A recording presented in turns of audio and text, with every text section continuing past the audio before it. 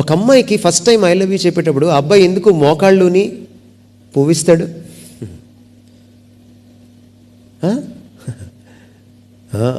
ఆ రోజు వాడి జీవితం నిర్బంధంలోకి వెళ్ళిపోతుంది.